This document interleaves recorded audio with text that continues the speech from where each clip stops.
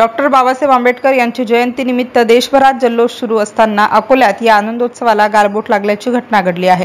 अकोला शहरातील गंगानगर बायपास जवळ भारतरत्न डॉक्टर बाबासाहेब आंबेडकर जयंती उत्सव सुरू असताना काही असामाजिक तत्वांनी वाद घालत या मिरवणुकीवर दगडफेक केली। या दगडफेकीला प्रत्युत्तर म्हणून सुद्धा दगडफेक करण्यात आल्याने मोठ्या प्रमाणात तणाव निर्माण झाला होता। सदर घटनेची माहिती मिळताच या ठिकाणी जुने शहर पोलिसांचा ताफा दाखल होत परिस्थिती नियंत्रणात आणली। यावेळी दोन्ही गटाच्या लोकांना पांगवण्यासाठी पोलिसांनी सौम्य लाठीचार्जचा वापर करावा लागला। सध्या परिस्थिती नियंत्रणात असून अफवांवर विश्वास न ठेवण्याचे आवाहन पोलीस प्रशासनाच्या वतीने करण्यात आले आहे।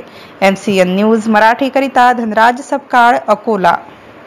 पोलीस स्टेशन जुने शहरच्या हद्दीत वाशिम बायपास चौक येथे साधारणतः 9:30 ते 9:45च्या दरम्यान कोणीतरी अज्ञात इसमाने वाहनावरती दगडफेक केलेली आहे।